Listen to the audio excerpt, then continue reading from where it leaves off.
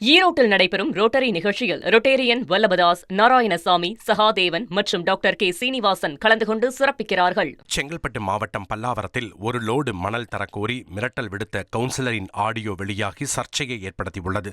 பல்லாவரம் தர்கா சாலையில் புதிய பெட்ரோல் நிலையம் அமைக்கும் பணிகளில் இருந்து மண் வழங்க வேண்டும் என தாம்பரம் மாநகராட்சி 15வது வார்டு திமுக உறுப்பினர் ராஜா மிரட்டியதாக கூறப்படுகிறது. தர மறுத்தால் பணிகளை நடத்த விடமாட்டேன் என கூறி லாரியை பெட்ரோல் பங்க் முன்பு நிறுத்தி இடையூறு செய்ததாகவும் குற்றச்சாட்டு எழுந்துள்ளது. சொல்லுங்க. இப்ப அந்த வண்டி எடுக்கணும்ண்ணா. எந்த வண்டியா? அந்த வண்டியா?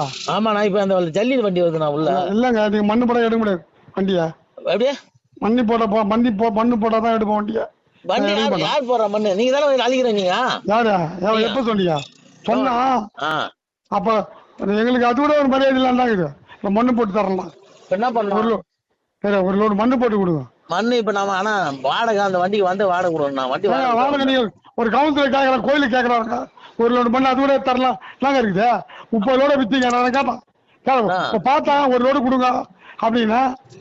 ஈரோட்டில் நடைபெறும் ரோட்டரி நிகழ்ச்சியில் ரொட்டேரியன் வல்லபதாஸ், நாராயணசாமி, சகாதேவன் மற்றும் டாக்டர் கே. சீனிவாசன் கலந்து கொண்டு சிறப்பிக்கிறார்கள்.